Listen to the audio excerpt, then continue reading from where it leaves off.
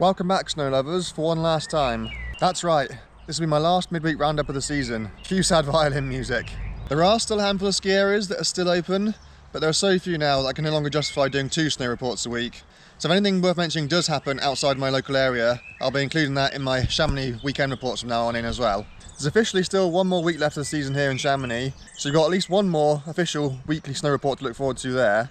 And I plan on skiing well into May, and as long as there's something to reporting, I'll be reporting on it, so they're likely to continue on into May, and they'll gradually over time morph into my summer alpine reports. Indeed, there's often lots of overlap between the two.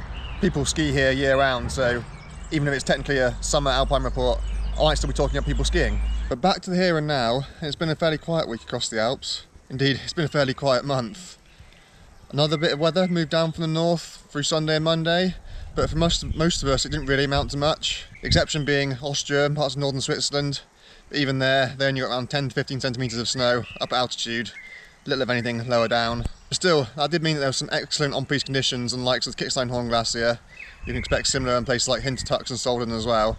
But certainly at this end of the Alps, here at Grand Montet in Chamonix, didn't really get anything meaningful at all. Temperatures did drop back down towards where they should be at this time of year. Freezing levels have been around about 2,500 metres so far this week. So it's felt very warm in the sun and out of the wind, but if you're in the wind and out of the sun, it just still feels quite chilly up high. So it certainly felt more wintry this week than it has some of the previous weeks, but that hasn't really equated to any snow for most of us. Freezing levels are once again heading back up above average as we head towards the weekend. You can expect them to be around about 3,200, maybe 3,500 metres. So it is going to feel increasingly more summer-like over the next few days, before you can expect those freezing levels and temperatures to drop slightly as we head into next week. And it's still a long way off, but there's a possibility of some weather coming down from the north once again throughout the middle part of next week, which may well bring a little bit more snow, particularly to northern and eastern parts of the Alps. So largely the same kind of areas which saw snow last weekend as well. But on the whole, we are still broadly under the influence of high pressure, and you can expect it to stay that way throughout most of the rest of the month, to be honest. So that big dump of April snow that I've been promising you for weeks now looks like it's not actually going to materialise, but there's always May. So fresh snow might be hard to come by right now, but there is still plenty of snow. The snow cover on the mid and upper mountain is still extensive, particularly in the northern and western Alps. We do have a very, very good base, thanks to all that snow we had throughout the middle part of the season. So there is still ample opportunities to go ski touring, even if your local resorts have now closed their lifts. In a lot of places, you can still skin up from the valley floor, or at least very close to the valley floor. So walking is fairly minimal, which is pretty great going for this time of year.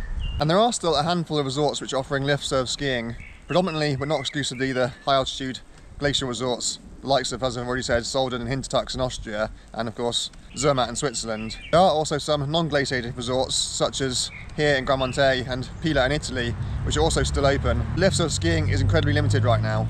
For those of you based in the UK, the season is now officially over at Glencoe Mountain. They have still got plenty of snow on their upper mountain runs, but unfortunately some of the links are now broken, so they've been unable to maintain the runs all the way through to their planned closing date on the 3rd of May. You can, however, still use the access chair to go ski touring, and the sledging slope will still be open until the 3rd of May, come what may. So Cairngorm Mountain is now the last man standing in the UK, and indeed one of the last men standing in the whole of Europe now. They are still able to offer lift-serve uplifts on their upper runs, in the Ptarmigan Bowl in particular. And although it's closed, it is still possible to pick your way down, linking together various patches of snow on the runs down the Cass side as well. So I believe for the adventurous, it is still just about possible to ski down to the mid-station. So it's pretty good going that you still have lift-serve skiing in Scotland when most of the Alps have already closed for the season. Snow farming is now well underway in a number of European and Alpine resorts, whether that's through preemptively building large stockpiles of man-made snow ready for next season, or whether it's piling up this season's snow and covering it ready for next season as well. Up at Kitzsteinhorn in Kaprun, they've been doing both. They're busy making the most of the snow they've got now, ready for the start of the season come October. And speaking of next season, I've just bought myself a Magic Pass, which is kind of Europe's answer to the Epic and Icon passes, which give me access to over 100 resorts across mostly, but not exclusively, Switzerland. So you can hopefully expect me to be travelling around a little bit more next season, so I'll be able to give you reports from on the ground in a much bigger variety of places than I have done this year. Don't worry, I will still be visiting all my usual local stomping grounds as well. So that's a wrap for this season. I feel like I should be going out with a bang, but instead I'm going out with a barbecue. A huge thank you to everyone who's come along for the ride. Without you being there every week, it really wouldn't be worth my while, so it's thanks to your support and your encouragement and enthusiasm that I've been able to keep doing these every week. So thanks so much for tuning in. So the party may be nearly over. I'm of course predominantly a snow sports channel, but I do produce year-round content. The obvious thing that will interest a lot of you are my summer alpine reports. These are in much the same vein as my weekend Chamonix snow reports, but but instead of me talking about people skiing a certain line, I'm talking about people climbing a certain line. It's again predominantly Chamonix focused, but I do travel around, of course, and I will include any other important information from other popular regions such as the Akran and the Swiss Valais as well. And I do also make a lot of road biking videos and indeed some mountain biking videos as well. So if you need your fix for alpine mountain eye candy, you may well find it there too. And I will of course be back next year with both my midweek and weekend snow reports as soon as the seasons start in earnest, typically around late November or early December, basically as soon as the first big snows come. I may need to be a little bit more flexible when I release my midweek report, especially if I'm wanting to travel around a bit more, because I need to be at my computer to be able to edit and upload the thing. So some weeks it might be a little bit earlier, other weeks it might be a little bit later, but I'll still aim to be producing 2 snow reports a week. A huge thank you to everybody I've collaborated with this season: James and Sinead down at Southsea Online, Andy over at Snow Camps Europe, and also Simon Burgess for his cameo from Flen the other week. Plus, a big thank you to anybody who's sent me information, whether it's pictures, videos, or just on-the-grounds information from your ski holidays yourselves, so that's been very helpful too. I hope all my collaborators have seen a benefit from their end in terms of increased viewer numbers from their videos. It's certainly been massively beneficial to me, so I'm incredibly grateful for them. Fingers crossed they'll be back on board next year, and you never know, there might be more as well. If you wish to keep supporting my channel throughout the long hot summer, then as I've said before, the best thing you can do is simply to keep watching all my videos. If you, my regular viewers and subscribers, don't watch one of my videos, YouTube assumes it's rubbish and doesn't share it with anybody else and just kills it instantly. So the success of my channel is in your hands. So even if it's something that's not particularly up your street, just click on it and let it play. I can't please everybody all the time, but I'm doing my best to entertain as many people as possible. If you wish to support me and the channel directly, you can do so through my Buy Me a Coffee page, and a massive thank you to everybody who has done so this season. Without your help, the reality is I would have to find a full-time job, and it's just simply impossible to put as much time and effort and energy into these videos that I've been doing whilst also having a full-time job. I tried that in the first season I was doing these snow reports, it just didn't work. I nearly burnt myself out, so there's no way I can be doing that again.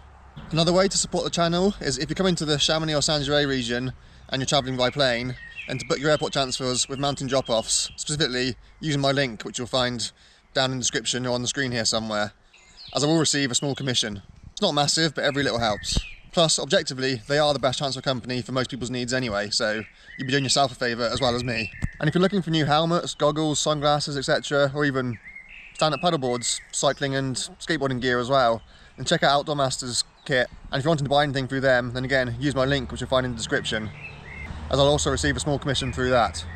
And last but not least, for those of you who still haven't done so, don't forget to hit that subscribe button. We're tantalisingly close to my goal of 10,000 subscribers now.